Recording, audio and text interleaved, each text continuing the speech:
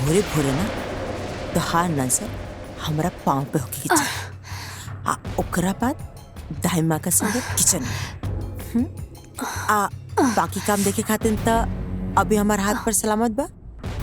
ठीक बा ना? बकरा के माई कब तक खैर मनाई। आज राव टाइम बा, चलाला हुकूमत। कल हमार आई त हम बताई। दुखा गल का? कोई बात ना, आगे से ध्यान रखिए। आगे से हमसे पूछे बिना उन्हें मत जिया। काहे सासू माँ, भूत प्रेत के वास बाकाओं में? जितना बोलल जाता ना उतने सुनल करा। ढेर दिमाग लगाव का जरूरत नहीं है। ठीक बना? आपन दिमाग मत चलावा, भीतर जा। ठाकुर साहब के फोटो ता हम ही लगौनी है। तो इतना हिम्मत केकरा के लगा? अपना हद से ऊपर उठेगा ना, कोशिश मत कर, ना तो ऐसा पर कतरब कि तू दोबारा उड़े लायक ना बच भी। समझ में आ गई?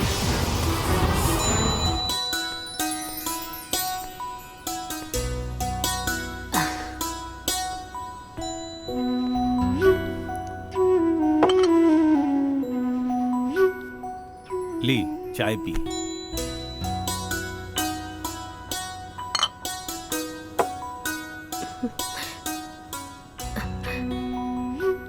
दीदी, ई लोग के पास कोनो पैसा वैसा नहीं के। 2 लाख के झारखंडी कार से आइल बाड़े लोग।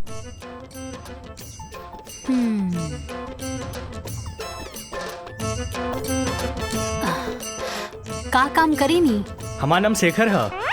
नाम ना, काम का करेनी? हमर खुद के बिजनेस बा। अच्छा अच्छा। का बिजनेस बा? मसाला के। मसाला के बिजनेस बा। आप ता रउआ टर्नओवर कितना बा?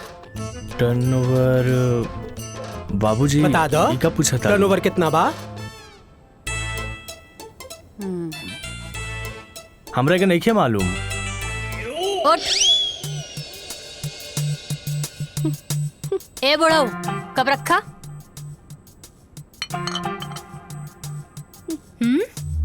धोखेबाज।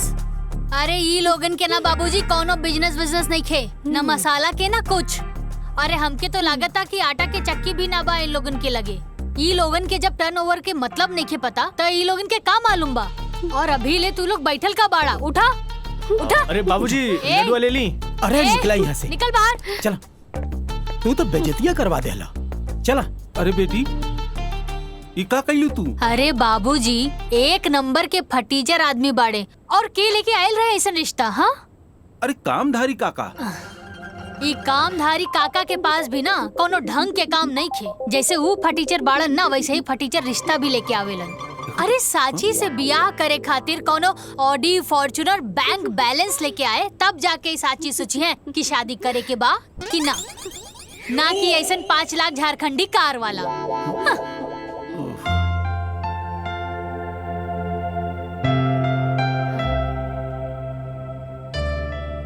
हाँ। प्रणाम। नमस्ते।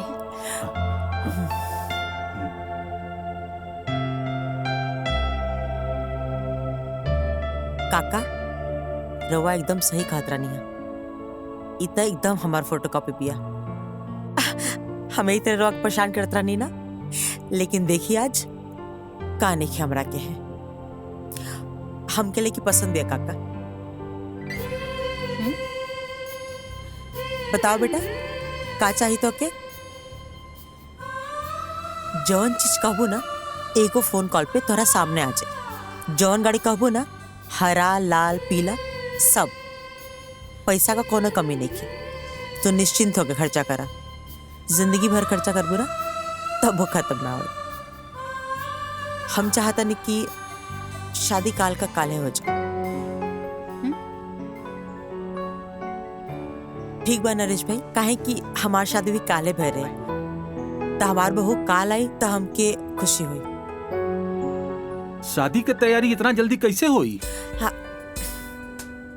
रवा ओकर चिंता मत करी। अब रवा लोग हमारे को मजबूत रिश्तेदार बनी जा।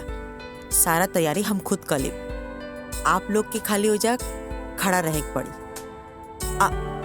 लेकिन एगो शर्त बा। जी शर्त का बा? ज्यादा कुछ ना, हम जैसे से कहब तो के खाली वैसे वैसे करत जाए के बा। आज जैसे से तू करत जेबू वैसे वैसे तहार तरक्की हो जाए। फिर जिंदगी भर बैठ के आराम से जीवन का मजा लिया।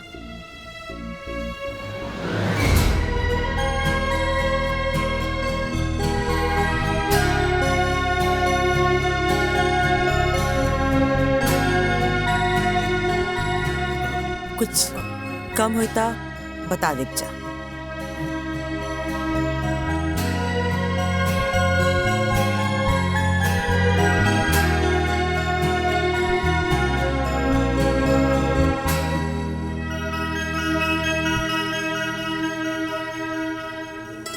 रख ला, आशीर्वाद है।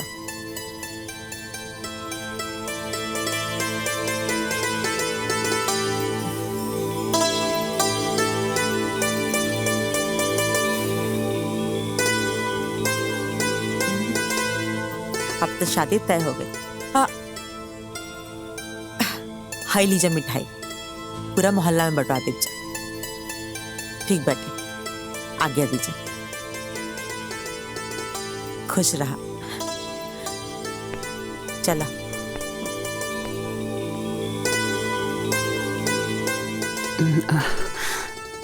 बिना लड़का देखे शादी के लिए हाँ कह दे लूं?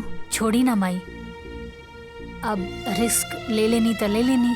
अरे बेटा, कल शादी हो जाएगा, घर बस जाएगा, ओकरा बाद देखल जाई कि कौन केकरा के इशारा पे नचावता। अरे बेटी, उ देवकी के हम जाने ली। वो बहुत लोभी, लालची और स्वार्थी औरत बिया। कौनो बात नहीं खेमाई। अरे हमरा के भी तो पता चले कि वो खास काम और जरूरी काम उनकर का बा। काहे परेशान बड़ा? नहीं नहीं, कुछ नहीं। माँ का फोन है। हाँ माई, प्रणाम। खुश रहो बेटा, बहुत खुश रहो। ई कहत रहने के पैसा मिल गया ना? हाँ माई, मिल गई। ठीक बा। अच्छा सुनेगा जरूरी बात, हम ना राम का ब्याह तय कर दिल बानी। का बात करत है? अब भैया तैयार हो गए शादी खातिर? हाँ, अब ब्याह काले बाटे तो क्या आवे के बाद जरूर से आज ही है। माई, बाकी एजा हमार दोस्त लोगन भी बारे। तो का हो गई, सबके ले लिया। अच्छा लगी, बाराती करी सब लोग। तो ठीक बा माई, ठीक बा, प्रणाम। हाँ चल, खुश रहो बेटा। का बोल रही है मम्मी? राम भैया के शादी तो फिक्स हो गई बा। अच्छा। हाँ। हमनी सब के चले के बा बारात में। पर पापा? या तहर पापा तो ऐसे भी हमनी के शादी ना होके दी है। तो चला हमार दुनिया में।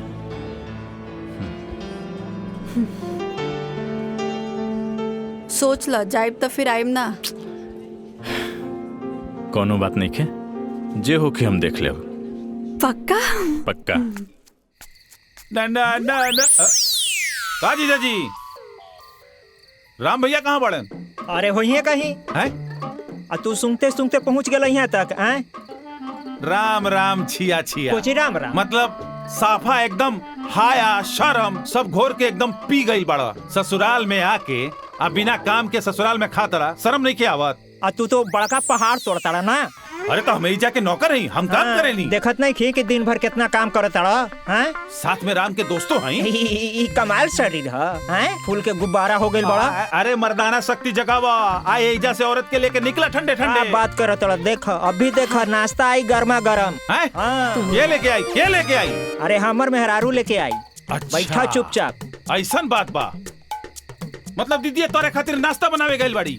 हाँ, हम देखत बानी। हाँ तो देख ली। देख ले। आ गई ले राम भैया। मटरू। हाँ बैठा बैठा। सामे से ढूंढा तानी, कहाँ बड़ा तुम? इनका के जरा सा समझावा। ई सब काम धाम छोड़ के इस ससुराल में पड़ल बड़े, यही जा खात बड़े, यही जा पियत बड़े, शर्म वरम सब खत्म हो तू तो पहाड़ तोड़ता। काहे जिया जी के परेशान करत ताड़ा मटरू? छोड़ दी। ठीक देखा आ गई, देखा नाश्ता आ गई। खींचा तू। बैठा बैठा बैठा बैठा। अभी तो कहत रहला हमार दौड़ से खाना बनावे, नाश्ता बनावे। दीदिया कहाँ कुछ कहत रहनी, कहाँ कुछ कहत रहनी। वाह भाई वाह वाह, हे भगवान हे भगवान। नाश्ता लो, नाश्ता करो। भैया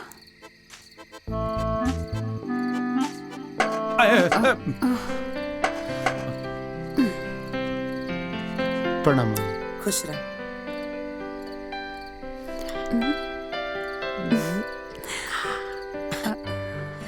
माई मिठाई कौन खुशी में?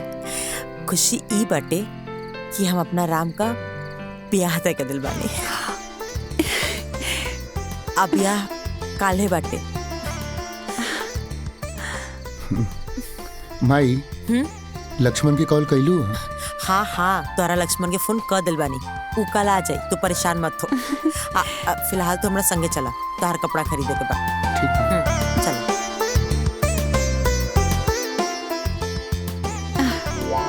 हाँ, खाए में तो तेज बढ़ले बड़ा, लपेट ला। ए दीदिया, इनकरा के चुप करा रहे, बिना मतलब के, न काम के न काज के। ज्यादा मत बोली, मिठाई खाई। ब्याह तय हो गई, हमरा के केहू कुछ बतैबे न कैल। कबो कबो तो संदेह होला कि हमहू ई घर के दमादे न हई, हैं कि कुछ और है। बतावा, अभी कुछ कामो न कैनी है, आ कल बियाहो बा, न कपड़ा सिलवनी आ न कुछ खरीदारी करनी। समय कहाँ बा? वाह वाह वाह, जेकरा लगे ई घर में खाली समय ही समय बा, वो कहता कि हमरा लगे समय ही नहीं खे। है ना?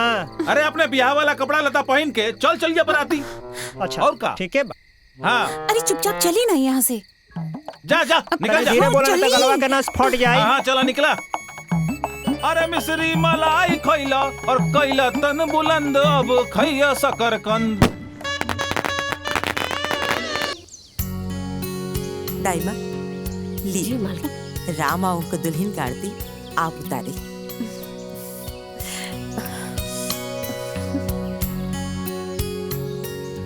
घर में नया बहू के आरती एगो नौकरानी करी का? ये नौकरानी ना हमार दाई माँ बड़ी। दाई माँ मतलब नौकरानी ही होला ना? दाई माँ का करबो दुल्हन, राम इतना ना दाई माँ का के उनके प्यार करना की। अच्छा छोड़ा जायदा, कोनो बात नहीं। तू आवा, कलश की लात मार के भीतर आ जा।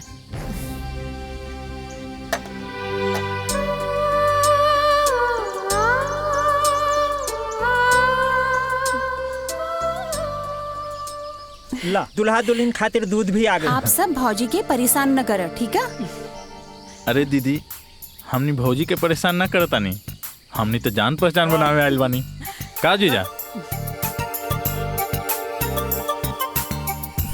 माई माई। अरे काहे परेशान करता सन? चल जा सन, आजो का आराम कर दसन। जा पार्टी कर सन। हाँ, शुभ काम में देरी कैसन, पार्टी मनौला ढेर दिन हो गए बा। चला। हाँ, रवा की तो यही सब में मन लागत। हाँ चलो चलो चलो चलो चलो पार्टी मनावे। चला दुल्हन, हाइला दुल्हन, तहर मुंह दिखाई।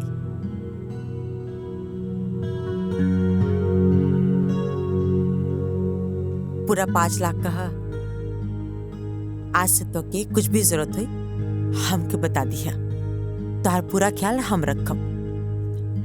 हाँ, आज से न बहू, राम का जिम्मेदारी हम तो के सब पता नहीं। राम की तू अब अपना मुट्ठी में रखिया। जाना तो ना, हर औरत के अपना पति के ना अपना मुट्ठी में रखे के चाहिए। कहे कि मर्द का जात था कभी भी बिगड़ सकेला। और एगो दूसर बात, जबले हमार काम ना हो जाए तबले तो के राम से दूरी बना के रखे के पड़ी, ठीक बा ना? आज जब तक राम तहार सारा बात ना माने लागे और तू जैसन कहा उसने ना करे लागे, तब तक हमार बात याद रखिए, ठीक बा ना?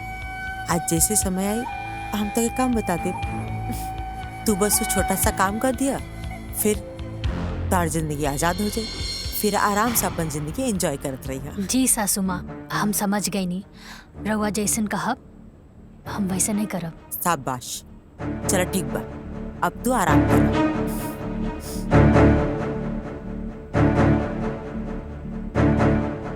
कैसन माई बिया जे अपन बेटा के ही अपन पतों से दूर रखे के बात कर दिया। बिया त लोग घर खानदान बढ़ावे खातिर करे ना लोग। खैर हमरा के का करे के बा, जे हुक्म चलावे के बा चलावे दा।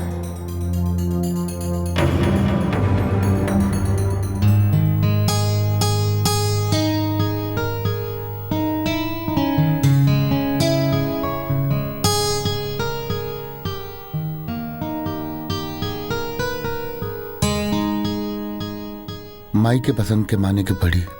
ऐसा लगा था कि आसमान से चांद उतर के हमरा सामने आके बैठ गई बा। अखिया खोलबू, कुछ बोलबू, या पूरा रात अखिया बंद करके ही बिता देबू? अखियां एक शर्त पे ही खोलब। का शर्त बा? पहले रउआ हमरा के वचन दी। ठीक बा, हम वचन देता नहीं। कहा ना जी कि सब कुछ इतना जल्दी भइल कि हम एक दूसरे के ठीक से जान पहचान भी ना पौनी। बस हमके थोड़ा समय चाहिए ताकि हम रउआ के अच्छे से समझ सकी और एक दूसरे के जान सकी। ठीक।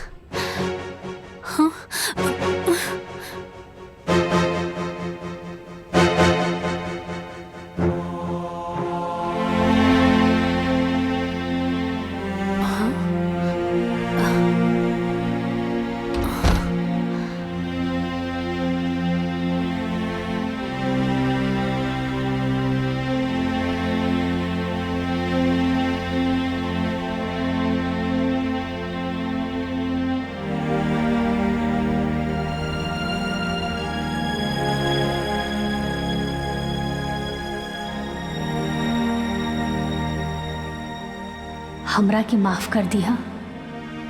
थैंक यू भगवान जी। रवा तो हमरा के सब कुछ दे देनी, बस कुछ दिन के बाद बा, ओकरा बाद हमने के एक हो जाई। हाँ।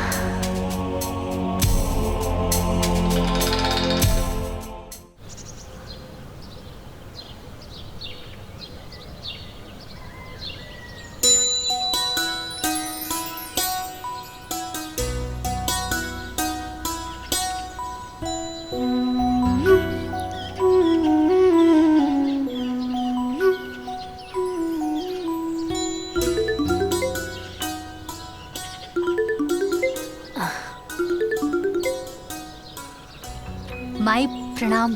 खुश रहा बेटा, बहुत दिन हो गए तोरा से बात कैले। कैसन बाड़ू माई? हम एकदम ठीक बानी बेटिया, तू बतावा। हाँ हाँ सब ठीक बा, हम हो ठीक बानी। और साची तोहर सास कैसन बिया?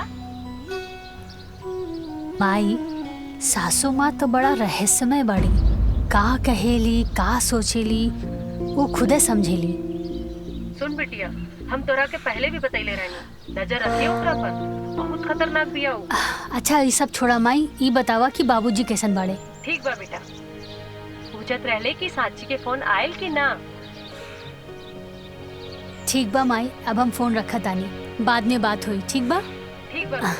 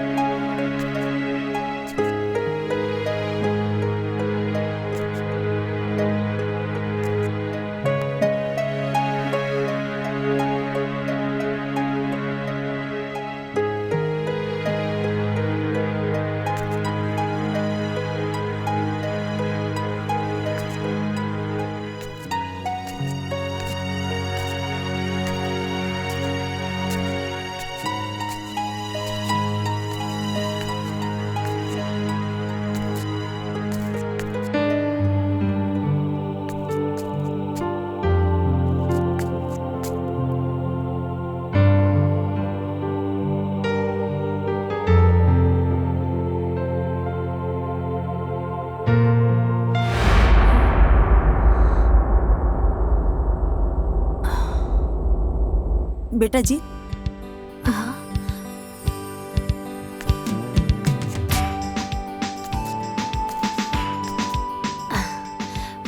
ना सासू माँ। धन देख के ऊपरे ताकत रहबो का? माई बाबूजी संस्कार निखत सिखौले। सॉरी।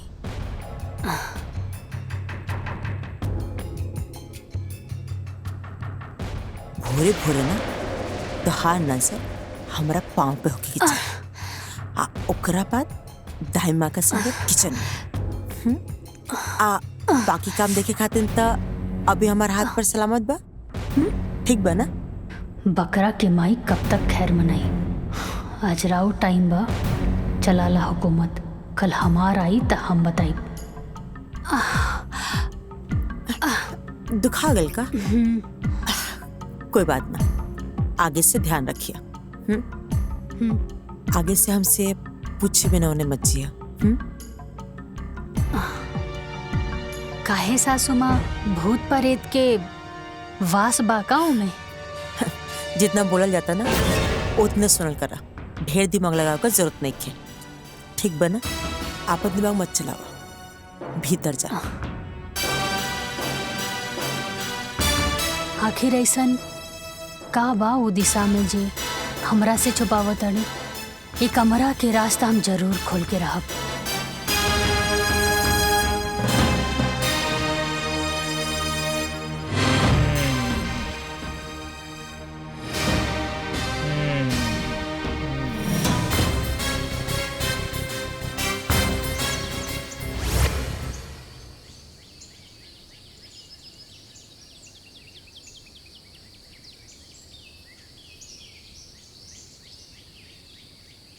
भौजी तने एक मिनट।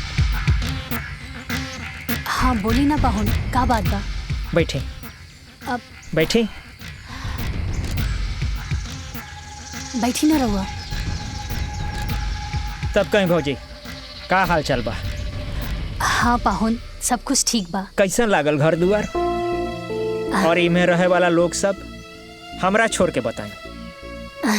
सब केहू अच्छा बा। घर द्वार भी बहुत अच्छा बा। हमरे जैसन खा गई नहीं ना धोखा। हाँ? एहिजा के लोगन के चेहरा गोर बा, बाकी दिल काला। हमरा दिल बिल्कुल साफ बा, गोर बा। रउआ सोचत हो खब कि काला कलोटा सुखड़ा आदमी के कि मंदाकिनी कैसे मिल गई? लंगूर के अंगूर कैसे भेटा गई? हाँ? कैसे बैठा गई? मोहब्बत भौजी। हाँ।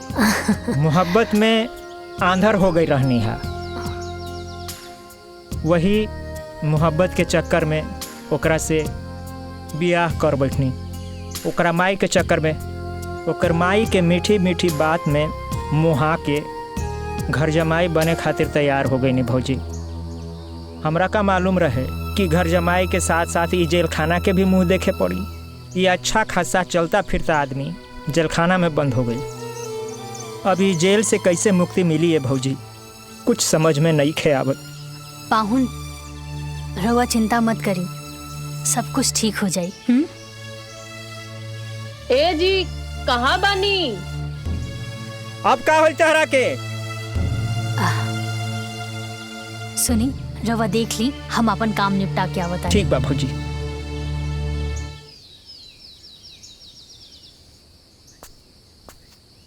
अरे प्रिया, अभी तक तू तैयार ना भइलू? चल फटाफट तैयार हो जा। जौकी लोग भी तैयार हो गए हैं, छोड़ दिए तरह। चला, ताकि तू फिर वहां आके हमारा इस्तेमाल कर सका। एक बात कान खोल के सुन ले लक्ष्मण, तार झांसा में बहुत आ गई नहीं। अब यहाँ से हम कहीं न जाए। हम घरे जाए के सारा रास्ता बंद हो चुकल बा। प्रिया, हम तहरा से कहले बानी हम माई से बात करब। तू काहे इतना टेंशन लेता रू? कह दिया ना कि हम कहीं ना जाए, मतलब कहीं ना जाए। तू जाके पहले माई से बात करा, फिर हम यहाँ से कहीं जाए। बहुत हो गए लक्ष्मण तुहार। हम कहनी है ना बात करब, तू समझत काहे नहीं खूब? बस ठीक बा। ये बात सुनत सुनत हमके 5 साल बीत गए। अब बहुत हो गए। अब तुहार हम एक भी बात बर्दाश्त ना करब। तू जा अपन माई से बात करा और सारा बात क्लियर करा, तब हम यहाँ से कहीं जाए। वरना तू भूल जा कि हम कहीं जाए। अब तो तुहार भाई के शादी भी हो गई बा। ठीक बा, ठीक बा, ठीक। दिमाग अपन शांत रखा अभी तैयार हो जा फटाफट, वहाँ जौकी लोग तहर इंतजार करत हुई हैं। तू तैयार हो जा फटाफट, हम जा तनी माई से बात कर। तू निकला, ठीक बा?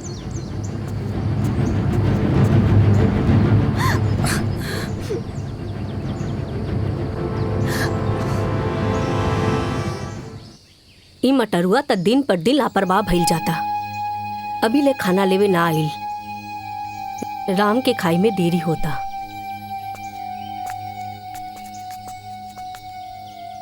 दाई माँ, रवा केहू के इंतजार करतानी का? मटरुआ अभी ले ना आइल। राम के खाना खाई में बहुत देरी हो जाई। अरे दादी, हम ले जाके टिफिन दे देतानी। लाई।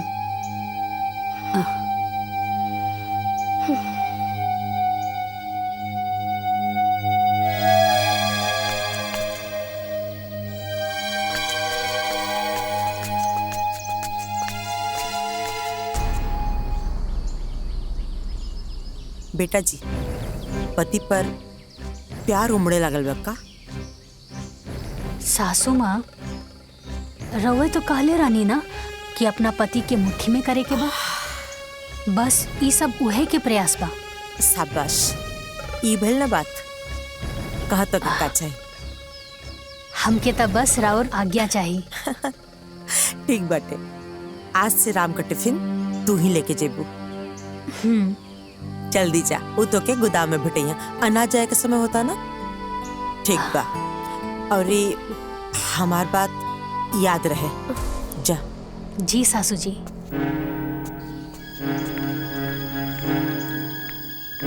एक बार बस हमार सासू माँ जी के काम खत्म हो जाए, ओकरा बाद हमके हमार पति से मिले खातिर केहू ना रोक सकेला।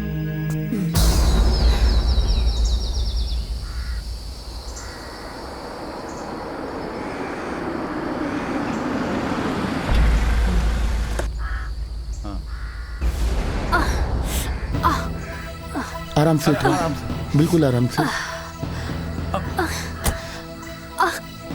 रुका। हम डॉक्टर के बुलावता नहीं।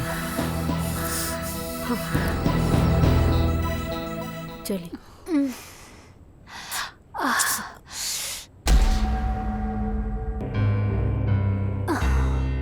मामूली चोट है, चोट की वजह से बुखार आ गया है। मैं दवाई लिख के दे देता हूँ, आप मंगवा लीजिएगा, सुबह तक ठीक हो जाएगा। धन्यवाद डॉक्टर साहब। मटरू, हाँ माँ जी। ये डॉक्टर साहब दवाई लिख के देता ना, जाके ले ले यहाँ। और डॉक्टर साहब के भी बाहर तक छोड़ दा। ठीक बा। ए जीजा, साथे चलो। तू रहेला तो हमरा थोड़ा ठीक लगी। हम कहे जाई? हम कहीं रात के बहरा आई जाए लेना। ये कुल तहरा वजह से भइल बा। तू जा। हमरा वजह से? सरऊ, तू समय पे टिफिन लेवे आ जाता तो ये आज भौजी के संगे ये ना होखी। हाँ जा। तोरा भाई। मटरू चुप, जाके चुपचाप दवाई लेके आओ। और आप सब भी यही जब भीड़ के लगा कोनो जरूरत नहीं के, जाके अपन अपन काम करी जा। जाई जाइए। चलिए डॉक्टर साहब, चलो। चले। दुल्हन, तू आराम करा। कोनो चीज का जरूरत हुई तो दाई माँ के आवाज दे दिया। जी सासू माँ। ठीक बा माई।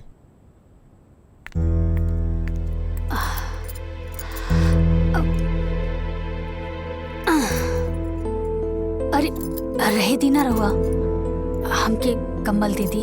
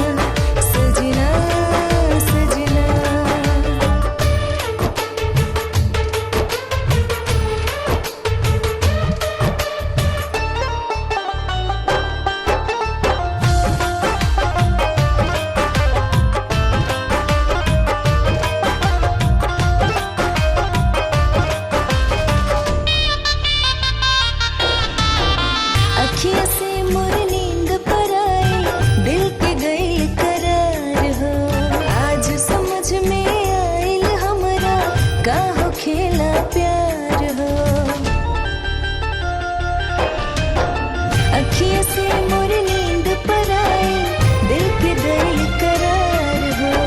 आज समझ में आयल हमरा काहो खेला प्यार हो, काहो खेला प्यार हो। नस नस तोहरे चाहत तोहरे प्यार समाइल बा, प्यार समाइल बा। सजना सजना सजना सजना सजना सजना सजना सजना।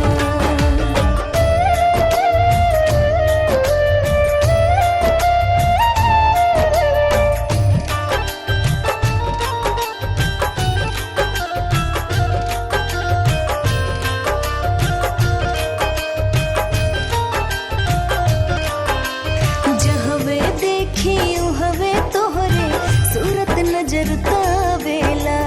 कैसन जादू मन पर मरला, मन कहीं चैन न पावेला। जहवे देखी हवे तोहरे सूरत नजर तावेला। कैसन जादू मन पर मरला, मन कहीं चैन न पावेला, मन कहीं चैन न पावेला।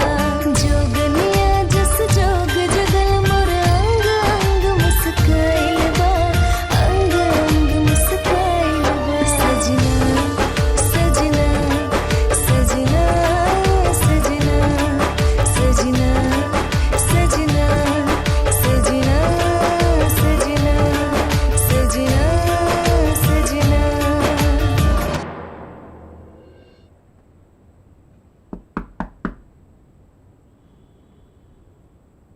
सांची, सोई दी ना। अरे उठा उठा के वो गेट पीट रहल बा। अरे बाप रे बाप, दाई माँ, अरे ये जल्दी से हटाई, अगर देख ली ना तो सब गड़बड़ हो जाई। हटाई हटाई, जल्दी करी ना।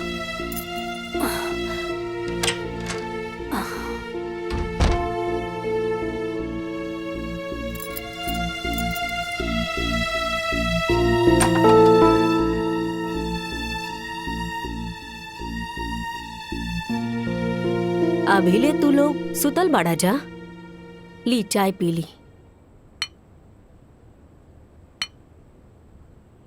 दाई माँ, एक छोटी सी गलती की वजह से रउआ अभी ले हमरा से नाराज बानी। आपन बेटी समझ के हमरा के माफ कर दी ना। हम तो तोहके ओ दिने माफ कर देने रहनी हा, तोहसे भला काहे नाराज रहब। तू तो लक्ष्मी बाड़ू ही घर के। जल्दी से तैयार हो जा, काहे की मालकिन 2 दिन खातिर बाहर जाए वाली बाड़ी। अच्छा ठीक, बहुत काम बा, हम जाता नहीं। हाँ।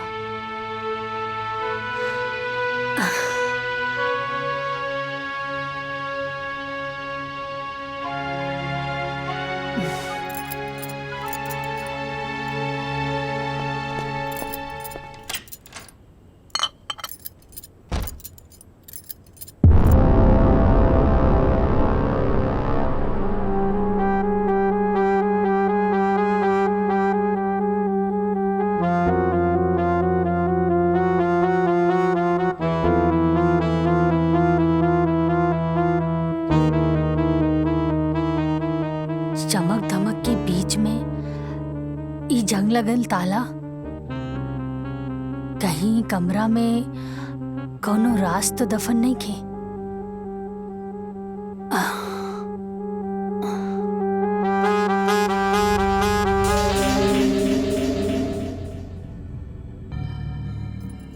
दुल्हीन, ये का करत हो तू? चला हिजा से। अरे दाई माँ, हम तो ये घर के बहू बानी। ना ना, चला चला। अरे दाई माँ सुनी, वो कुछ ना कही। हाँ, और हमरा के तो बस इतना जाने के बा कि आखिरी कमरा में ऐसन का बा जेकर के हो की जरूरत नहीं खे। कोई कुछ ना बोली, हमरा के देखे दी।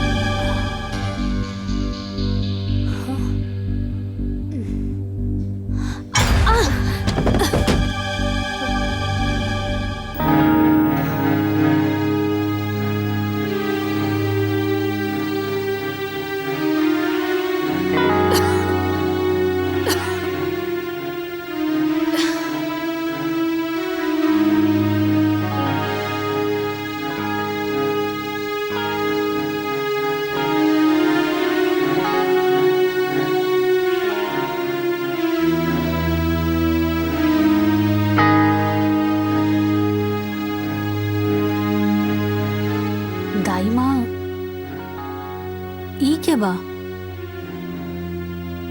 ई मालिक के तस्वीर बा दुल्हीन।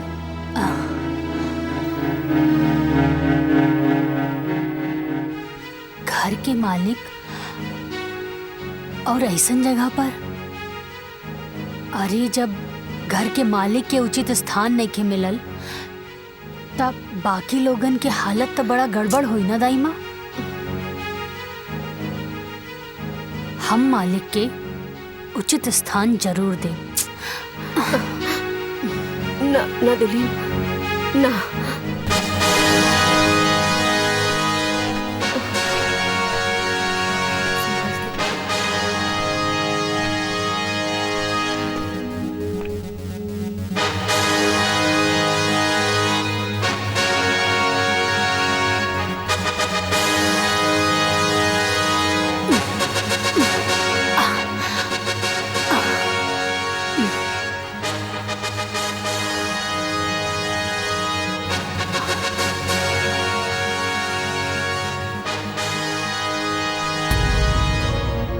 दाई माँ अब देख ला, घर के मालिक के उनका उचित स्थान मिल गई। एक काम करी, ये पेंटिंग के हटवा दी यहाँ से, ठीक है? ठीक बा दुल्हीन।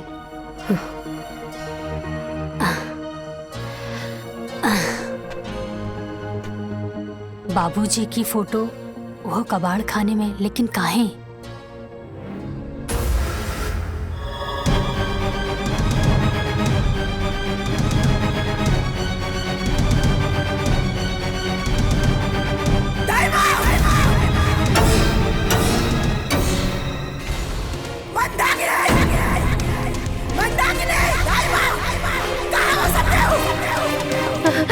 हाँ मलकिन, कहाँ भाई माई? मंदाकिनी, ये फोटो आइजा क्या टांगला सा? हाँ? अरे बाप, क्या टांगला सा ये फोटो आइजा? पता ना भाई। हाँ? अरे ये फोटो का हाथ गोड़ा था, आपने आंख टंगा दिला? हाँ? ठाकुर साहब के फोटो ता हम ही लगौनी है। पर इतना हिम्मत? हाँ? केकरा के लगा? अपना हद से ऊपर उठेगा ना, कोशिश मत कर, ना तो ऐसा पर कतरब कि तू दोबारा उड़े लायक ना बच भी। समझ में आ गई?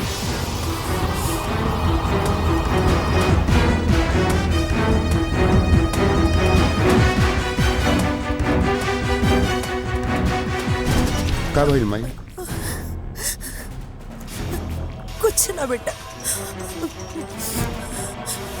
वो साची ना तोहर बाबूजी का फोटो लगौले बारी।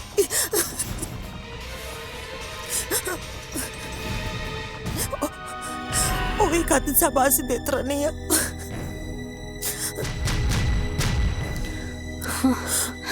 चुप हो जा माई, मत रो माई। माई हम ओके कैसे समझाई कि हम आज ले उनकर फोटो इजा काहे ना लगौनी? अरे हमके तो यकीन ना होला क्यों नहीं कौन। मत रो माई। बाकी कौन बात ना, अगर दुल्हन फोटो लगाइए दिले बाड़ी तो ये दुल्हन ओ पाएगो मालो टांग दो। ए माई, माई चुप हो जा माई। अब जब बाबूजी के प्यार हमने के किस्मत में लिखले नहीं खे, तो कोई भी कुछ का कर सकेला माई। लक्ष्मण बिल्कुल सही कहता रे माई, मत रो माई। माई चुप हो जा माई।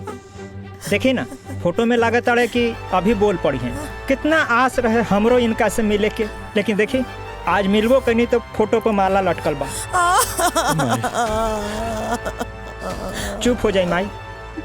माई बाबूजी हमनी के छोड़ के ना गईले, हमनी के बीच में बाड़े। एगो फोटो खातिर इतना गुस्सा। ससुर जी की फोटो देखकर सासू माँ तो एकदम आग बबूला हो गई। अपना पति से इतना नफरत काहे? कुछ तो बात जरूर बा। आखिर सासू माँ के हमरा से ऐसन कौन जरूरी काम हा? कहीं एकर मतलब ई त ना कि हमरा के हमार पति से ना मिले देवे के हिस्सा भी यह प्लान के बा?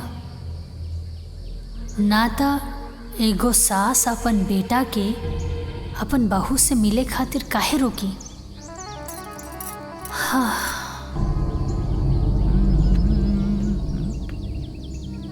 भाभी भाभी भाभी अरे देवर जी आई। का भाभी भैया के याद आवता का? ना ना देवर जी ऐसन कोनो बात नहीं खे। तो फिर इतना स्ट्रेस में तो पहले कबो ना दिखात रहने। का बात बा, तबीयत ठीक बा ना तोहार? हाँ देवर जी तबीयत ठीक बा। कहाँ बानी? जाई राउर फ्रेंड बुला रहल बिया। जी आवत।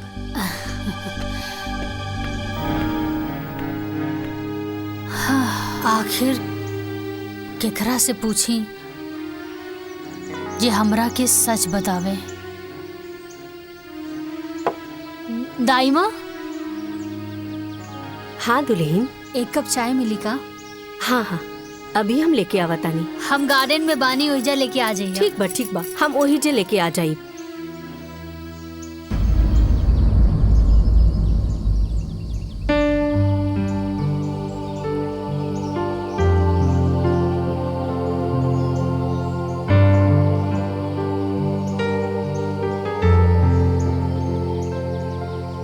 दुल्हन।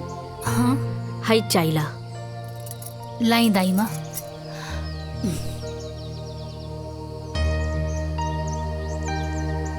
दाई माँ का दुल्हन? अगर रवा से हम कुछ पूछब त रवा बुरा तो ना नु मानब? ऐसन काहे कहत हो? पूछा। दाई माँ रवा ई हवेली में कितने साल से काम करत बाड़ू? जब से राम के जन्म भई तब से ये हवेली में हम बानी। हाँ। अच्छा दाई माँ एक बात बताई। ये ससुर जी की फोटो देख के सासू माँ इतना गुस्सा में काहे आ गई? एकरो जिम्मेवार हम ही बानी दुल्हन। छोड़ा ना जायदा उनकर दा आदते बा बोले के। अरे दाई माँ सुनीता, एक तरफ बहू भी बोलत आनी और दूसरी तरफ बात भी छुपा रहल बानी। और हुआ जिम्मेदार कैसन मानी? का बताई दुल्हन, राम जब 5 साल के रहने तबे मालकिन के स्वर्गवास हो गई और मालकिन की याद में ठाकुर साहब दिन रात नशा में ही रहे लगने। तब ठाकुर साहब से हम ही जीत गईनी कि हमर गांव में एगो हमर सहेली बा ओकरा से बियाह कर ली और ठाकुर साहब भी बात खातिर तैयार भी हो गईलन। और एक दिन देवकी एक बात हम था कि यूं क्लियर कर देता नहीं कि हमरा से कबो संतान के तू उम्मीद मत रखिया। काहे के हमनी लगे एक संतान बा जेकरा पर तहार पूरा अधिकार रही, ताकि कबो भी हम संतान का कमी ना होके दे। ताकि हमारा बात से कोई एतराज तो नहीं है? ठीक बा।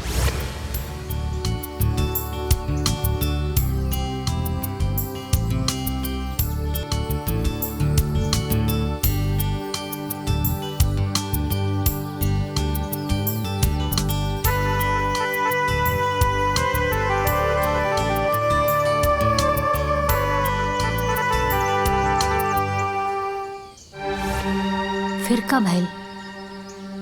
ठाकुर साहब जी के साथ का भइल? ठाकुर साहब के तो बड़ा दुख भरल कहानी बा दुल्हन। फिर देवकी के जीत के आगे ठाकुर साहब हार गईले। देवकी कौने धर्म संकट में डाल देलू? हम तो से पहले ही कहले रहली नु कि हमके और बच्चा ना चाहिए, और फिर कहता नहीं कि एकरे बारे में ना सोचा।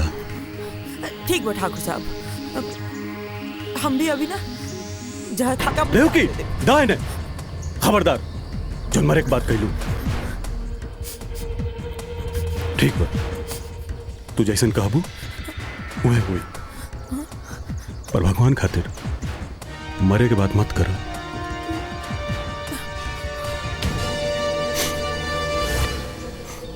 और कुछ महीना बाद देवकी अपना कोख से 2 गो बच्चन के जन्म दिहली, एगो लइका और एगो लइकी। अपना बच्चा के मुंह के देख राम के प्रति रवैया बदल गई। ठाकुर साहब ही देख के बहुत दुखी भइले और हमरा से एक ही बात कहले कि गीता, हम ई बियाह कइके बहुत बड़ा गलती कर देनी, लेकिन कोनो बात ना बा, हम ई गलती के अपना जीते जी सुधारब और एक दिन वकील के बुला लेने।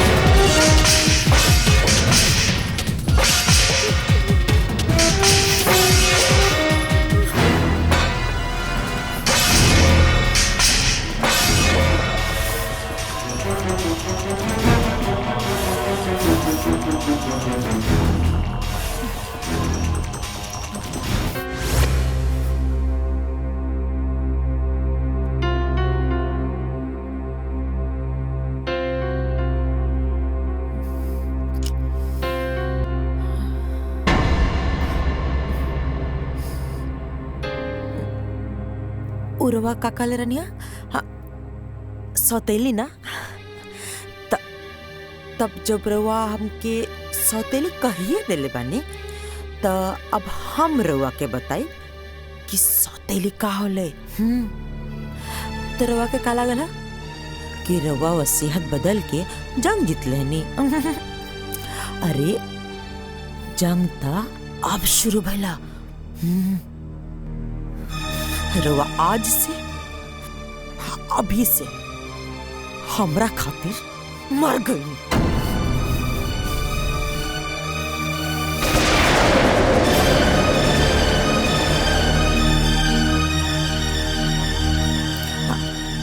रवा के का लागला ई जो एक्सीडेंट भइला ओ इत्तेफाक रहला। आहा वो हम करले रहनिया।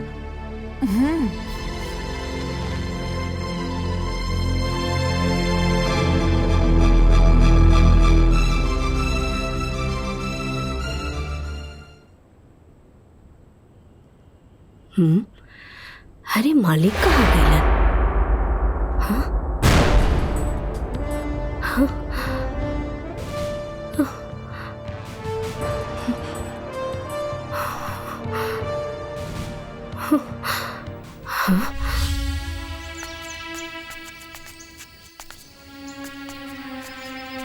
ओकरा बाद ठाकुर साहब कहाँ गईले?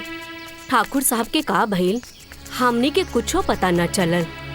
बहुत लोग तो इहो कहेला कि देवकी ओकरा के मरवा देले।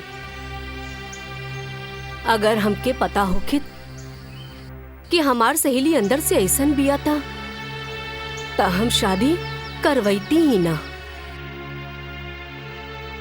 हमके अपना सहेली माने के बजाय एगो नौकरानी मानतिया। ई सबके तो जिम्मेदार हम ही हई। रउआ से कौनो गलती ना भइल बा। रउआ तो बस आपन फर्ज निभानी है। का दाई माँ तोरा लगे कुछ काम नहीं खेका?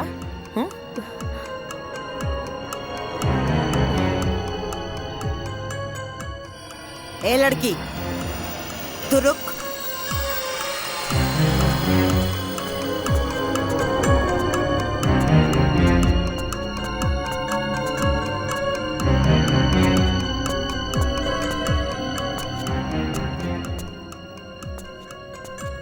बेटा जी, इसन कौन विशेष मीटिंग चलत रहा कि सुबह से साझ हो गई? सासू माँ, आज तक हम रउआ से कबो कुछ पूछनी है का? आपका हवा पानी बदले खातिर भी हमके राउर इजाजत लेवे के पड़ी। एगो फोटो टांग के हमके उल्टा जवाब देके हमरा खिलाफ जाके तू साबित का कल चाहत रो? तो हर 2 कौड़ी का औकात हम चुटकी में बर्बाद कर दे। जहाँ से आइल बड़ू ना ओइजे उठा के फेंक दे। सासू माँ, हम इतना मूर्ख नहीं थे। हम ई घर में बियाह करके आइल बानी, और रहल बात औकात के, ता आज भी ई घर में हमार औकात राउर औकात से ना बहुत ज्यादा बा। काहे कि ई पूरा घर के मालिक हमार पति बाड़े। और रउआ की हमरा से कौनो काम रहल ना, जौना खातिर रउआ हमरा के घर में लेके आईनी। हमरा के सब पता चल गई बा। रउआ के हमार सिग्नेचर चाहत रहे ना, और हमार पति के अंगूठा।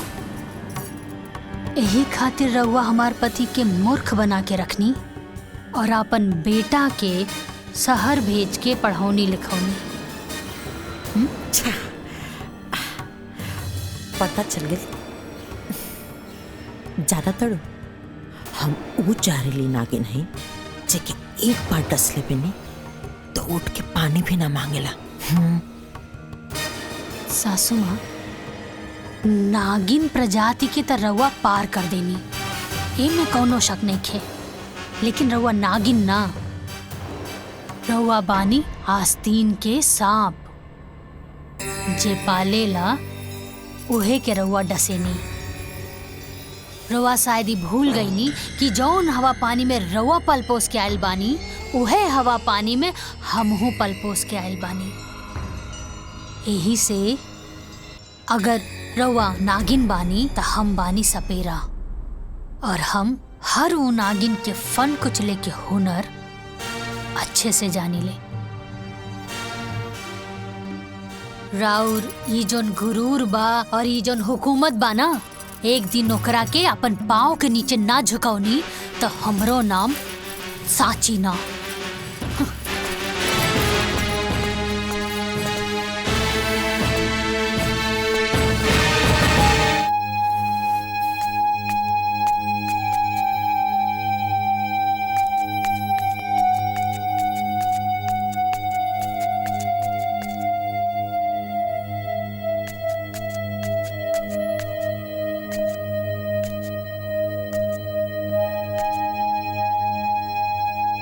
भौजी सुनी ना, 1 मिनट सुनी ना।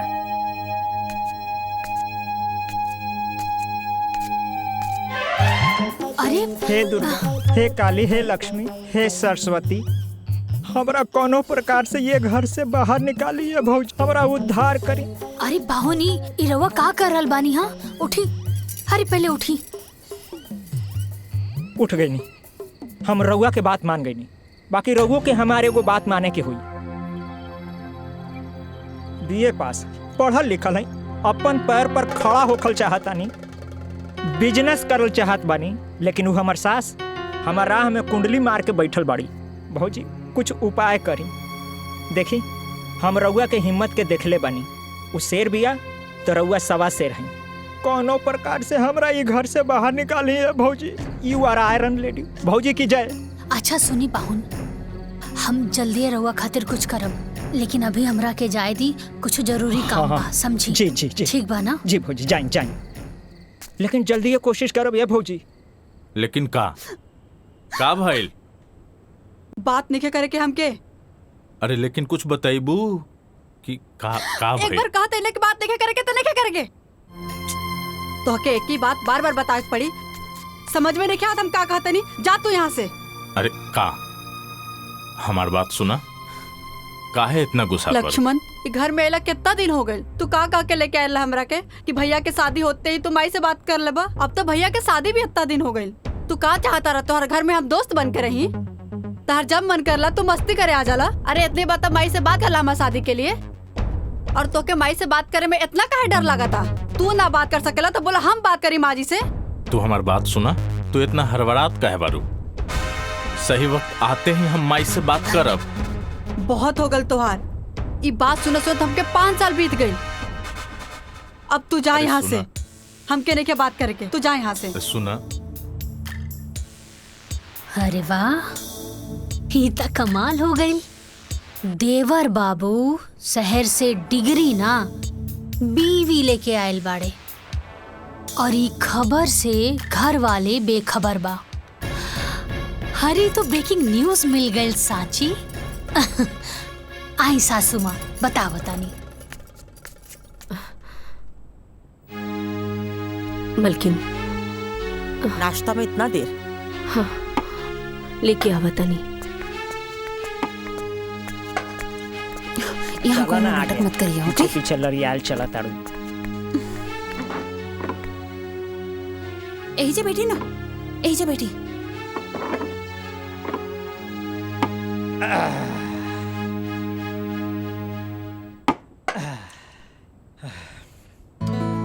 भूख लागल बा। हटी। प्रणाम माई। माई बहुत भूख लागल बा, खाना दा ना। दाई माँ हमरो लावा। दाई माँ रोटी दा। आज कुछ चटपटा नहीं खे बनल बा का? आए का मेहमान जी, कुछ खुशखबरी आवे वाला बा का? जौन चटर पटर खाए के मन करता। सारा तहरा से मुँहे लगावल बेकार बा।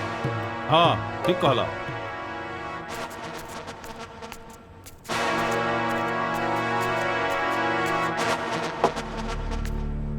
दाई माँ हमरो दा भूख लगल बा। हाँ ठीक बा।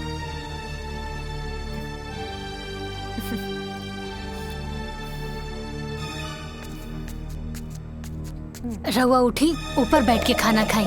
पर हम तो बचपन से ऐसा ही खाता रहल बानी। अरे 10 साल पहले तो शादीशुदा भी ना रहनी ना। माई के राज में रवा नीचे बैठ के खाना खावत रहनी है, अब बीवी के राज में रवा ऊपर बैठ के खाना खाई। आई ठीक बा, जा जा।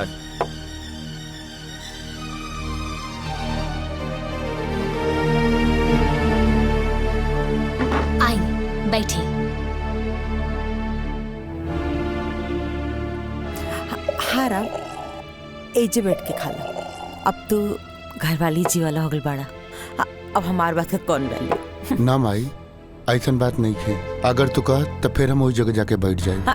ना ना बेटा, कौनो बात ना, आज से तो एजे बैठ के खा। माई एगो रोटी दाना। हाँ हाँ। ये पूरा घर के मालिक हमार पति बाड़े। ए लीजी रोटी।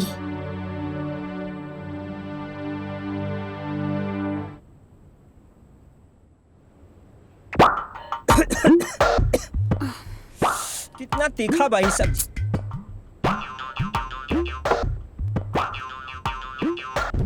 इतना भी तीखा नहीं के मेहमान कि घोटाओ ना, खाई चुपचाप। तोहरा से चुपचाप ना बैठल जाला का? चुपचाप खाई ना। ए दीदिया, अरे इनका उड़द तीर पकड़े के आदत पड़ गई बा।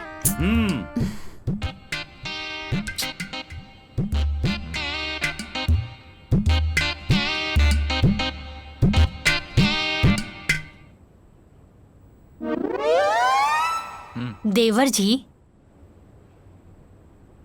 प्रिया राउर सिर्फ फ्रेंड ही बिया या फ्रेंड से कुछ ऊपर?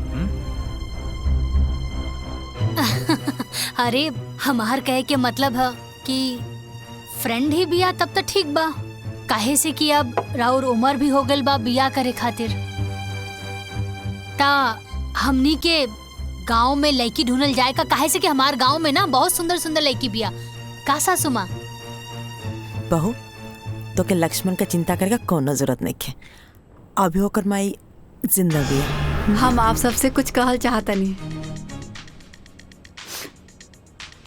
हम और लक्ष्मण 3-4 साल से लिविंग रिलेशन में बानी जा, तो आपके कोई और लड़की ढूंढने की जरूरत नहीं है। हाँ माई, प्रिया सही कह रहल बिया।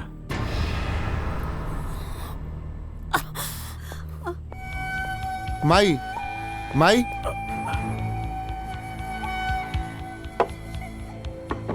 लक्ष्मण लक्ष्मण जा जाके माई से तू माफी मांगा। भैया तू हो चला ना। ना हम न जाए, तू जाके माफी मांगा। ठीक।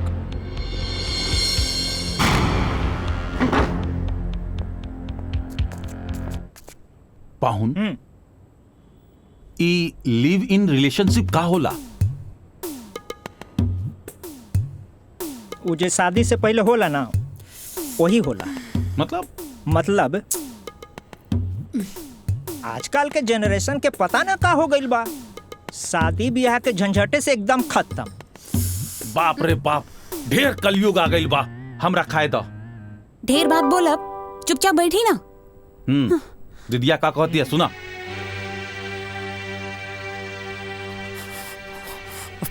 पानी सर से ऊपर जाए लागल बटे, अब जल्दी कुछ ना कुछ करे के पड़ी।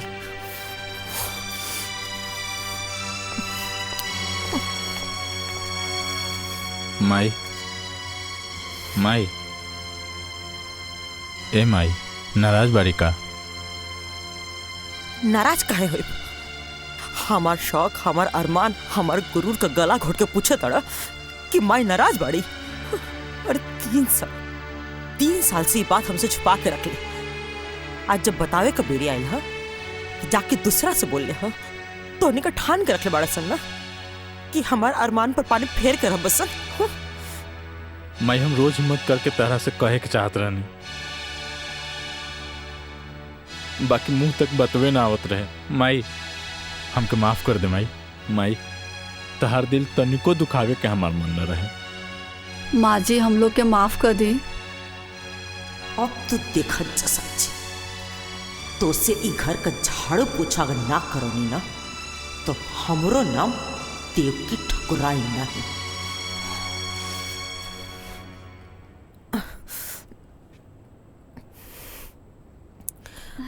प्रिया तो हमके शुरू से पसंद रही बुद्धू।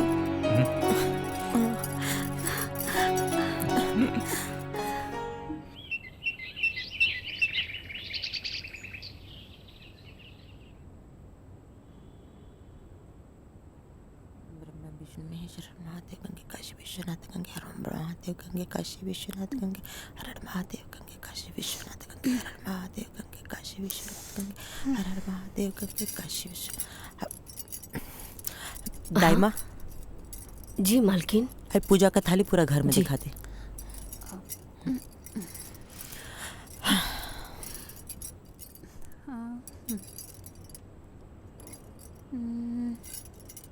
प्रिया बहू,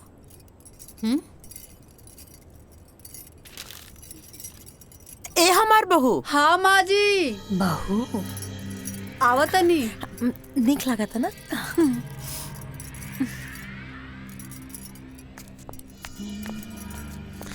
प्रिया पे बहुत अच्छा लगी। हाँ माँ जी। आओ ना हमारा लगे बैठा। हमार चांदनी है बहू। अब देखो प्रिया, तू हमके पहले तो कुछ ना बतौलू, तो हमके ढंग से स्वागत करे के भी मौका ना मिलल।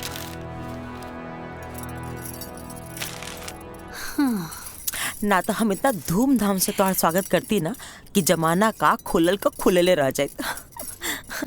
बाकी कौन बात ना, अभी भी देर नहीं के भइल।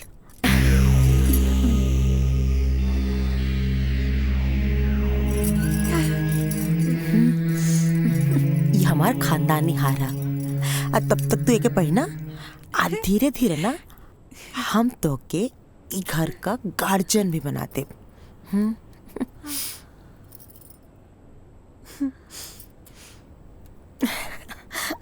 प्रणाम भाई। खुश रख। लक्ष्मण। हाँ माई।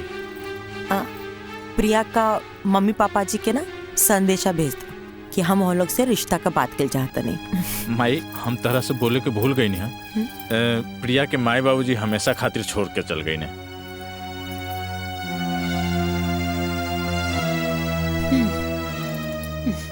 हाँ तो का भेल? हम प्रिया कमाई हैं आज से। अरे राम, तू एजा काहे बैठल बाड़ा?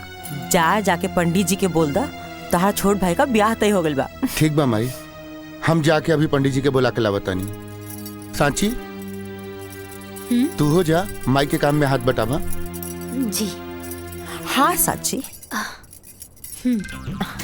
अरे हमरो के केहू कुछ बताई कि हमरा का करे के बा? हमहू ई घर के दमादे हैं, हमरा का करे के बा? शादी ब्याह के माहौल बा, ज्यादा कूदी ना, चली तैयार होई। चला चला, एकरा में घबराए के कौन बात बा? चला।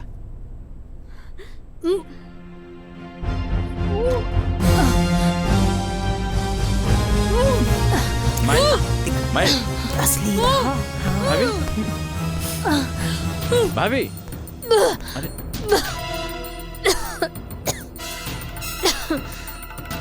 अरे तहार खुशी देख के मुंह बनावतिया। चाय दे जरूरत दिया। हाँ तो हई देख, हई सन हमारा लगी कम से कम 10 को बा। का भइल भाभी? भाभी ठीक तो बानी ना? हाँ देवर जी हम ठीक बानी, बस उल्टी आ गई। भाभी डॉक्टर बुलाई का? अरे ना देवर जी हम ठीक बानी। और रउआ एजा का करत बानी? राउर तो शादी के बाद चला था ना, जाई तैयारी करी। भाभी हम ठीक बानी, रवा जाई। ठीक ठीक बा।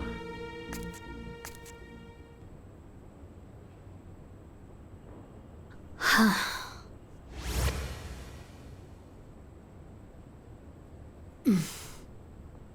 सांची हम का भइल? तोहार तबीयत ठीक बा ना? हाँ हम ठीक बानी। लक्ष्मण बतावत रहे कि तोरा उल्टी भइल रहे नीचे। खुशखबरी बा। हम तोहार तबीयत के बात करत तानी और तू खुशखबरी के बात करत तानी। रउआ पापा बने वाला बानी का? साचो? हाँ। कबले हम पापा बन जाए? हम जाके माँ की बता क्या बता? अरे बैठी था। अरे अभी बहुत टाइम बा, और सासू माँ के हम समय देख के बता दे। काहे से अभी घर में शादी ब्याह के माहौल बना। बधाई हो पापा जी।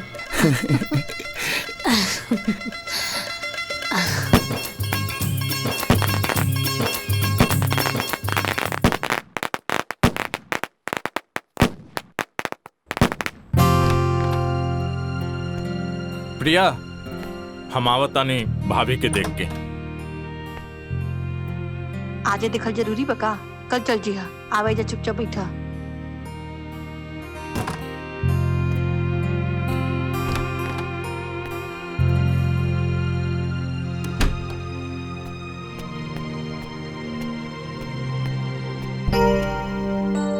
का भइल भाभी? ठीक तो बानी न रहुआ? तबीयत ज्यादा खराब हो गई बा लगता। भाभी कहीं तो हम डंडार हेल्थ में कॉल करके डॉक्टर से अपॉइंटमेंट ले ली। अरे नाना देवर जी हम एकदम ठीक बानी, और ये सब करे के कोनो जरूरत नहीं खे। और रउआ एजा का कर रहल बानी? जाई, प्रिया इंतजार करत हुई। अरे ना भाभी, पहले हमरा खातिर रहुआ लोगिन बानी, ओकर बाद प्रिया। हाँ लक्ष्मण तू टेंशन मत ला, हम बानी नु। तू जा, प्रिया तहार इंतजार करत हुई। अब देखिए जा जा जा, रहुआ सब लोग ठीक बोला बा। तानी, बाकी मन न करता यहाँ से जाए के। जाई देवर जी, इंतजार करत हुई। ठीक बा।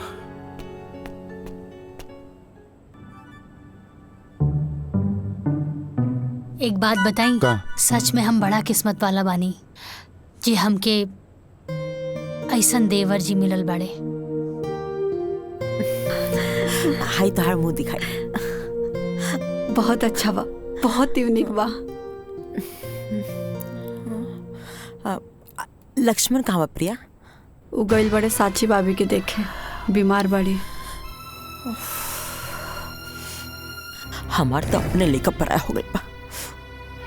हमार लड़का मतलब? प्रिया ओ राम हमार अपन बेटा ना हा।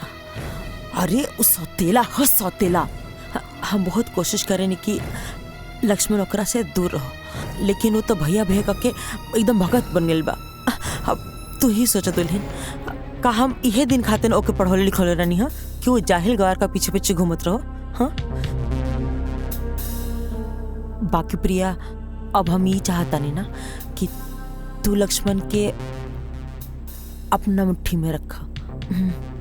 हाँ कोशिश करिए कि लक्ष्मण जितना हो सको वो नौकरन से दूर रहो। हाँ हाँ ठीक बाटे, तो अपन ध्यान रखिए, ठीक बा? आराम करा।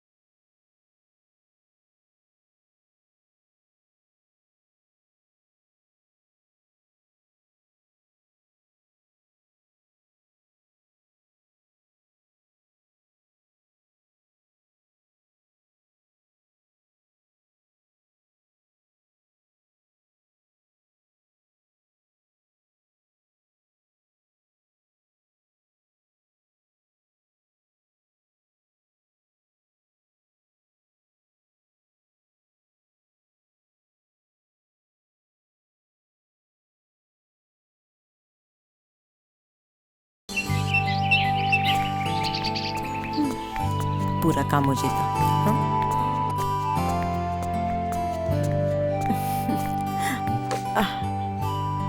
प्रणाम माई। तू भी बैठ जा बेटा।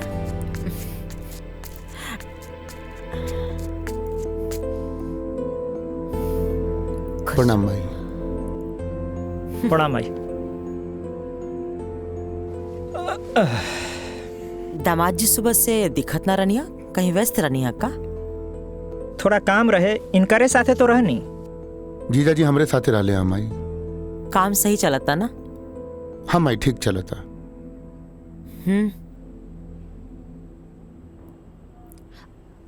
सुनी ना देवर जी।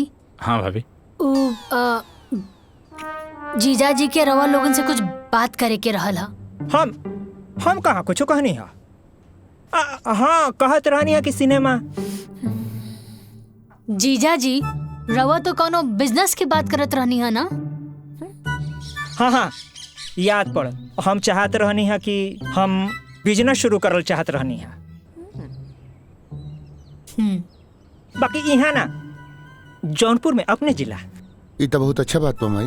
बढ़िया बात बना, लेकिन एकरा खातिर तो धन चाहिए। तई में परेशानी का बा? टिकट हम बना देता नहीं, अब फाइनेंस का व्यवस्था माई कर दी। वाह, ससुराल होखे तो ऐसा। सासू माँ तो साक्षात लक्ष्मी है। दामाद जी, रवा के नहीं लागत कि रवा आजकल मेढक नियर ढेर फुदकता नहीं? माई, जीजाजी अपना जिला जौनपुर में व्यापार करे के प्लान कैले बने। राम बेटा, इकुल इनका बस का बात नहीं है। वो जैसे बाना उनके ओसी ही रहता। रवा को दिक्कत बाका दामाद जी? एक बार मौका तो देके देखें। हम मौका पे चौका ना मारब तराउर दामाद ना। माई, जब जीजाजी इतना कॉन्फिडेंस में कहा ताड़े तो एक बार मौका देला में का दिक्कत बा माई? हाँ माई, अब जब भैया भी कह रहल बारे तो जीजाजी के एक मौका देवे के चाहिए हमनी के। ठीक बा, अगर सब करी है इच्छा बात तो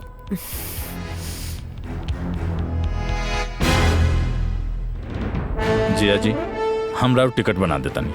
ला, खाली हम अकेले थोड़े जाए। अब बिजनेस बा तो नया नया बिजनेस शुरू करब तो हिसाब बखरा खातिर कोई तो चाहे न। साथ में मंदाकिनी जी हैं तो काम आसान हो जाए। अरे हाँ, जीजा जी तो एकदम ठीक तक कह रहल बाड़े। अब देखी ना, सासू माँ ससुर जी के गैला के बाद ये पूरा हवेली के खानदान के बिजनेस अकेले संभरले बानी। कुल हिसाब किताब अम्मा जी अकेले देखत बानी। और हमनी के भी देखी, हमनी कैसे पूरा अपन ससुराल के जिम्मेदारी उठावत बानी। अब अगर मंदाकिनी जीजा जी के साथ में जई हैं तो उनके बिजनेस में बढ़ोतरी होई ना। का अम्मा जी सही कहा तानी ना? तो ठीक बा जीजा जी, हम दोनों जना के टिकट बना देता नहीं। हाँ देवर जी, कर दी।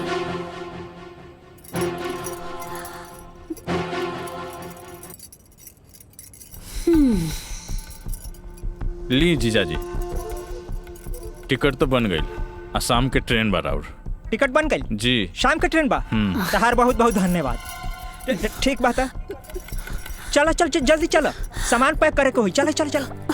अरे सुनो ना, सुनो सुनो, चल चल जल्दी चल। चला, ढेर मानी सामान बिखरल हुई, सबके समेटे के हुई। चलो चलो, अरे चला ना, चलो चल चल चल चला चला। प्रिया, हाँ? जा तू हेल्प करा। ठीक बा। हम मठू के बोलैले आवतानी। भैया हम भी चलता नहीं। आओ चला जमाई।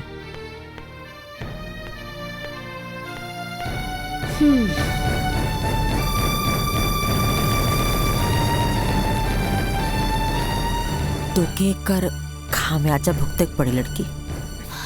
भोगी तो अब रउआ सासू माँ, और देखत रही कैसे एक एक करके सब के होके रउआ से दूर कर दे।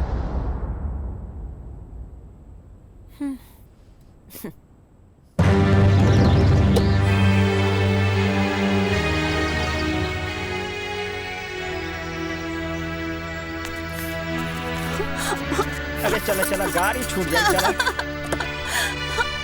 चलो, बैठो बैठो बैठो। प्रणाम। चलो माई, चलो तनी। ठीक बात है, चलो तनी।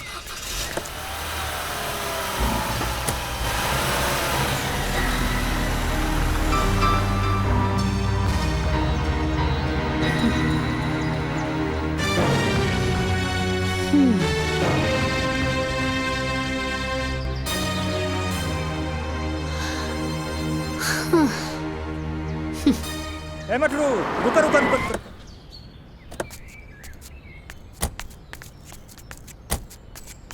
ए जीजा जी, का भाई झाड़ा लग गई का?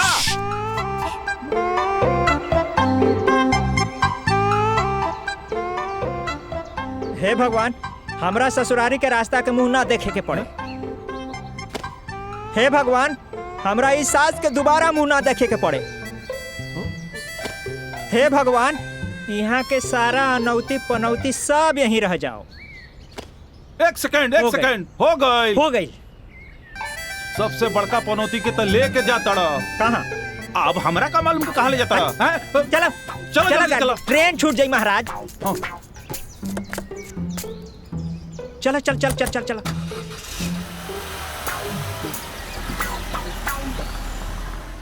दाई माँ,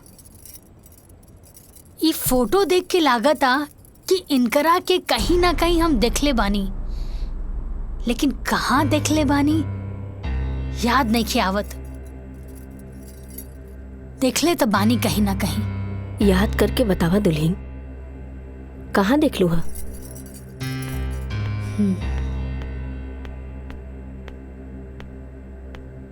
दाई माँ, एक कप कॉफी मिली का?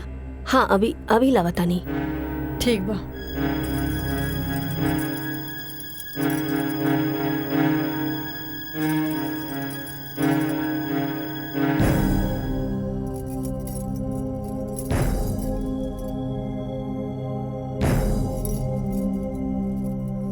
दाई माँ, हाँ कॉफी बनाने में कितना टाइम लगा था? बस हो गई, अब ये लावतानी। पता ना कहाँ कहाँ से सब उठ के आ जाला।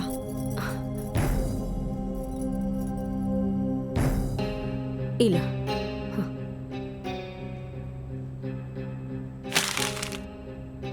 इतना टाइम लागेला कॉफी बनावे में?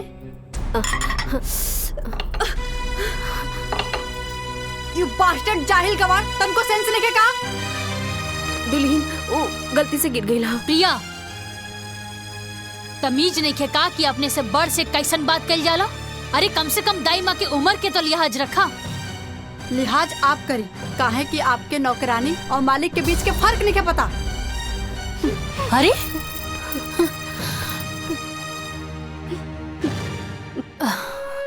दाई माँ, दाई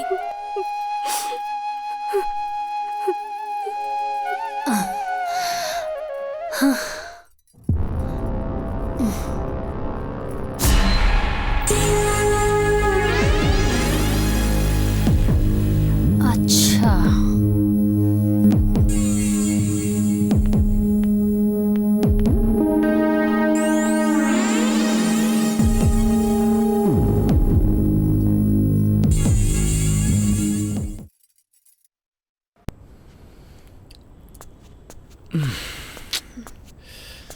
अरे वाह, क्या बात वाह, आज तो कुछ ज्यादा ही सुंदर लगा तारू। का भइल? प्रिया चलो हमके टॉवेल दे, नहाए के पड़ी, बहुत देर चुनचुना था। जा जाके अपन भौजी से मांग ला। अब भौजी कहाँ से आ गई ली? प्रिया हमके तो कबो कबो लागत था ना कि तू हमार पहले वाली प्रिया हो ही ना। शादी के बाद एकदम बदल गई लू। अरे चलो भाई टॉवेल दा, देह नोचता। देह नोचे चाहे माथा, गवार वाला काम करे में बड़ा मजा आवेला ना। गवार मजदूर के साथ रहत रहत तू मजदूर हो गल बड़ा। अगर मजदूरी करे करला तो इतना काहे पढ़ला लिखला? प्रिया अपना जवान के लगाम दा। का गलत बोलता नहीं, मजदूर के मजदूरे बोलम ना। प्रिया वो हमार भाई है। भाई है तो का गवार है? प्रिया लक्ष्मण,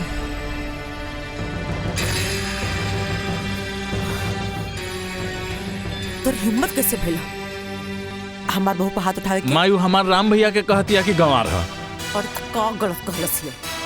अरे पढ़ल लिखल पड़े तो मालिक का काम करू। माई लेकिन वो तो भैया के शोभा देता ना। तो ठीक बा, जिंदगी भर ओकर नौकरी करू, हाँ ओही का संपत्ति पर गुलाम बन के जी। माई तू का कहता रू? हम सही कहता नहीं। अरे तोर बाबूजी मरे से पहले अपन सारा संपत्ति वो राम का नाम पे कके चल गए ना। अब अगर ओकर मर्जी हुई तो ओमा से होता के 2 टुकड़ा दे, बाकी अब तक वो संभव नहीं है। काहे कि ओकर अपन वारिस आवेला बाटे। आपका जब मेहरारू भी है ना, उन ओमा से 2 कौड़ी भी तो के ना दी। अरे बेटा, हम तोर माई है, जौन कहता नहीं तोर भलाई खातिर कहता नहीं, तू समझ। माई हमके कुछ समझ नहीं क्या आवत। माई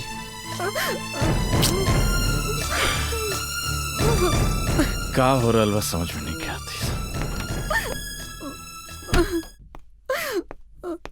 राम भैया, राम भैया, ओ राम भैया। अरे का हो मधुसूदन? ए भैया, हमनी चंदा मांगे आयल रहनी जा। अच्छा, हम देता नहीं। कितना चाहिए? ना ना भैया, आप भैया रहे दी, राम भैया के भेज दी, हमनी को उससे ले लिहल जाई। ठीक बा, भेजा तानी।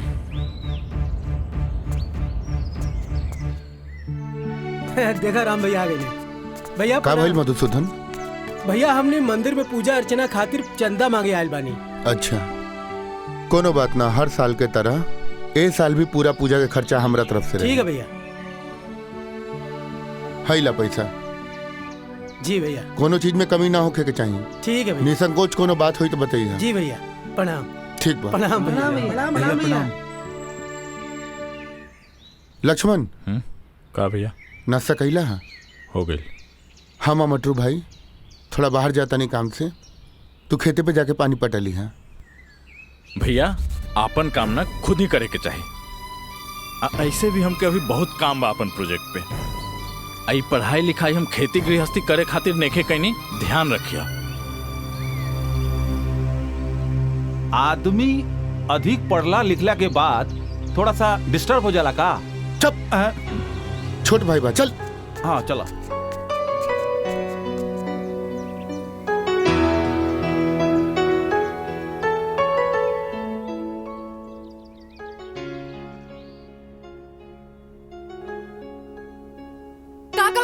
मजदूर के मजदूरे बोलब ना। जिंदगी भर की ओकर नौकरी कर, हाँ ओही का संपत्ति पर गुलाम बन हम सही अरे तुर बाप मरे से पहले अपन सारा संपत्ति वो राम का नाम पर करके चल गया। अब अगर ओकर मर्जी हो तो उमा से उनका दू टुकड़ा दे। और खाली फोने में बात करता बका मैं मिले के मन ना करला। तार भैया का जन्मदिन भी आवे वाला बाटे, हो सके तो समय निकाल के आ जाइए। अगर मजदूरी करे तो इतना काहे पढ़ला लिखला?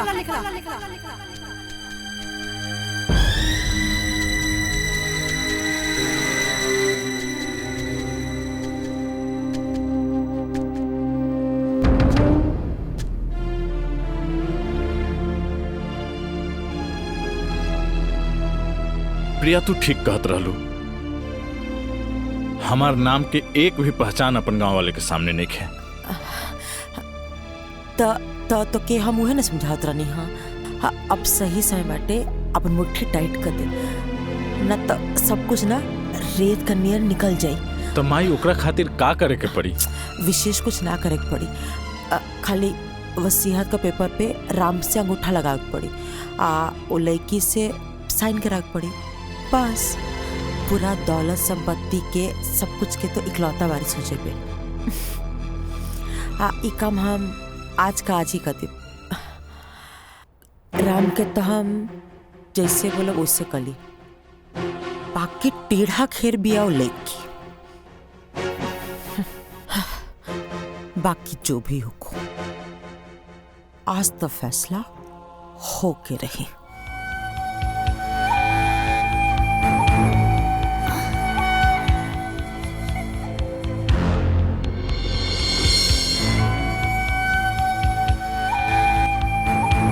देवर जी,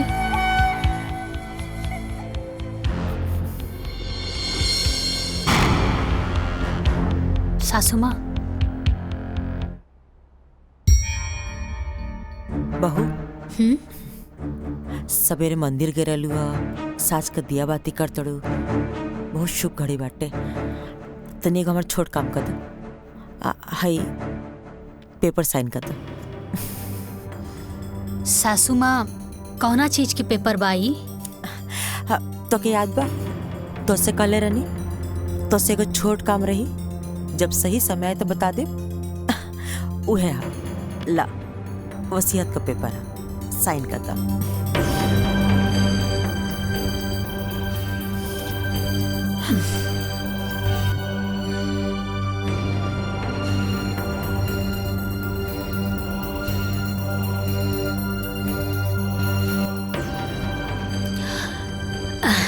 ब्रह्मा विष्णु महेश भी कही है ना सासू माँ, तब वो जाकर हम पेपर पे साइन ना करब। भाभी कर दी साइन। अच्छा एकर मतलब कि सब लोग एक हो गए बाड़ा, कोनो दिक्कत नहीं के। रउआ सब लोग मिल के भी ना हमरा सामने कुछ नहीं के। और सासू माँ, जब रउआ हमरा से हारे लगनी तापन पतो और बेटा से मदद लेवे लगनी। अरे रउआ के कुछ ता शर्म करे के चाहत रहे। हाँ, इतना प्यारा देवर जी के मन में भी रउआ जहर घोल के रख देनी। अरे छी बार भाभी, अगर एक शब्द भी और हमार माई के खिलाफ निकलल तो हमरा से बुरा कोई न होई। हाँ, हटी देवर जी हटी। भैया अब समय आ गइल बा हुकुम के इक्का के।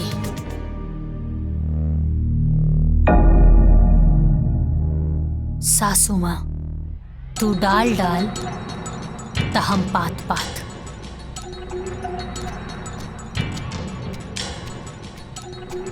प्रणाम माई। खुश रहो। राम। हाँ माई।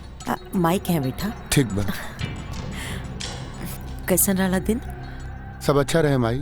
बिजली ना रहे तो सिंचाई ना हो पाएगा। कल हम करवा दे। कोनो बात ना। राम जी माई। तुझसे कुछ मांगब तो अपना माई की देबा?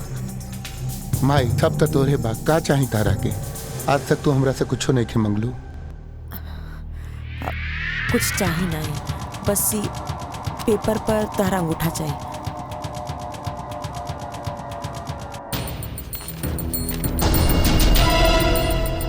यहाँ पे माई।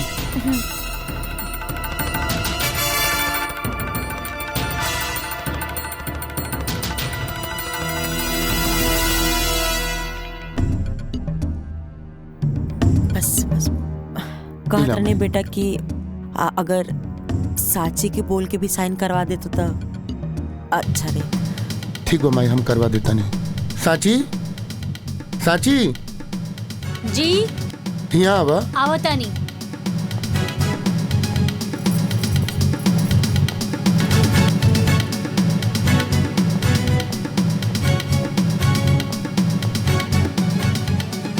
का भाई जी? साची है पेपर पर साइन कर दा। रउआ कह देनी का? हाँ, हम अंगूठा लगा देनी है। रउआ भी ना इतना सीधा बानी। ए लेकी, हमरा के ज्यादा टाइम नहीं है, चुपचाप जल्दी से साइन कर। सासू माँ, रउआ गलत जगह प्रयास करतानी। हम कहनी ना कि हम ई पेपर पे साइन नइखे करब और कबो ना करब। साची जिद मत करा, साइन कर दा। रउआ के पता भी बा कि का बा? अरे वसीहत के पेपर बाई। ए लेकी, ते चुपचाप साइन कर बिक्की। हाजी तुर सुहाग के मिटा के रखती। अगर रउआ के मारे के बाना तो हमरा के मारी। तो के मार का करब? तो क्या तोर बच्चा के ते घर में नौकर बना के रखो। माई ई तू का कहा ताड़ू? उहे जौन तू सुनत। बोल चुपचाप अपन मेहरारू का कि साइन करो पेपर पर। साची साइन कर देना। माई के काहे गुस्सा देवा बता? बाजी देखत का बनी, गोली चला दी। ना माई, गोली चलावे के बात ना भइल देखो रहे। सौतेला भाई पे इतना बोधा है, काहे दिखाओ दिन बाजी गोली चला दी। सौतेला? तहार दिमाग खराब हो गेल बा। ये सब का बोला तारू? प्रिया सही कर दिया। ईरान तो हर सौतेला भाई हो। बाजी गोली चलाई। ना माई, ना माई, लक्ष्मण, माई ना। माई ए जी, माई का कर लूं? ए जी, ये का हो गए? अरे दाइमा। हाँ, अरे ये तारा के मत कैसे भाई पर हाथ उठा दे। दाइमा। माई का भइल? एक मिनट माफ कर दे भाई। ये बच्चा भाई करा के नहीं के पता भाई का कइले बा। अरे 9 महीना माई कोख में रख के अपना खून के दूध बना के पिया बेली, तब बेटा दुनिया देखे के लायक बनेला। ए माई ई का कर देलू माई? अरे एक बार हमरा बोल के तो देख तू। तोरा के संपत्ति चाहत रहे ना, हम अपन जान निकाल के तोरा कदमों में डाल दे। भैया भैया भैया बेटा बेटा राम भैया आखिरकार तू हमरे बेटा के मार दे ले माई यही खातिर ब्याह के लाइन लड़ी तारा माई का कर देलू माई कोने जन्म का बदला ले तारू तू लेके चले जल्दी अस्पताल लेके चले भैया लेके चले राम जल्दी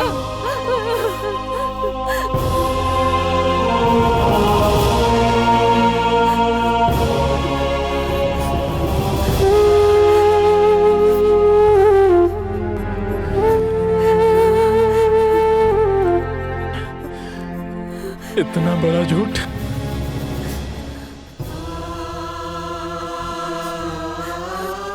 हमके तो तू कहले रहलू हमार बाबूजी ना मारे।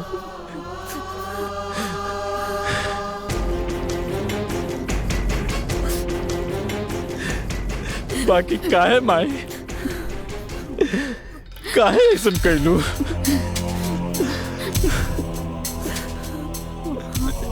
ना ना चाहिए हमके धन संपत्ति घर दुआर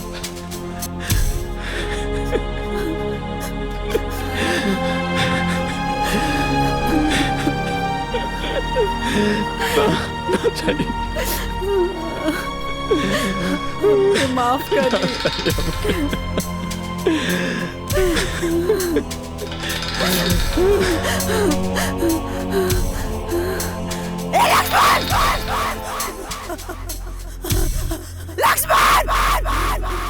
ठीक हो ठीक बानी ना?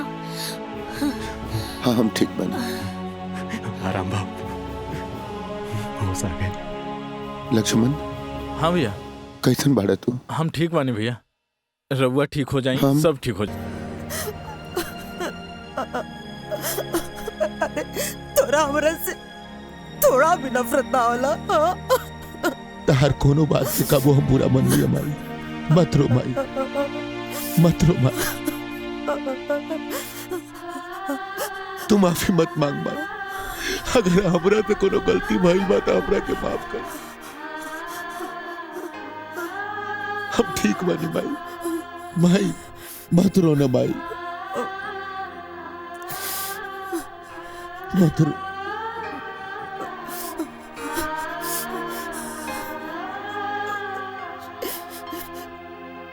ठाकुर साहब रवा भी हमके माफ कर दी। अरे अरे हम लोभ में आके ना अपन फर्ज भुला गए रहनी। हमार परिवार हमके लौटा दी। हमार परिवार हमके लौटा दी ठाकुर साहब। देवकी सुबह के भूलल अगर शाम के घर आ जाए तो ओकरा भूलल ना कहल जाला। देवकी गलती हमार है।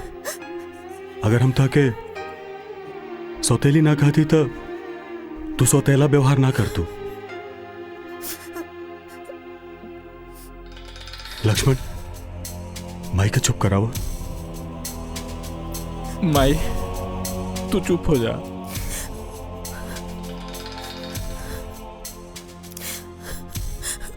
बहू हम सबसे बड़ तो हार गुनाहगार बनी। अरे तू तो हमारा घर का लक्ष्मी रहलू लेकिन हम तोरा संगे कितना गलत कही कितना गलत। तो कि जौन सजा देवे बा तू हमके दे दा बाकी हमके माफ कर माई माई रउआ के प्राश्चित कैला के कौनो जरूरत नहीं खे। राउर एक एक आंसू ई बात के गवाही देता कि रउआ निश्चल बानी। और माई कहल जाला ना कि अंत भला त सब भला। और सासू माँ अब सॉरी माई अब कौनो शर्त वर्त तो नहीं खे ना?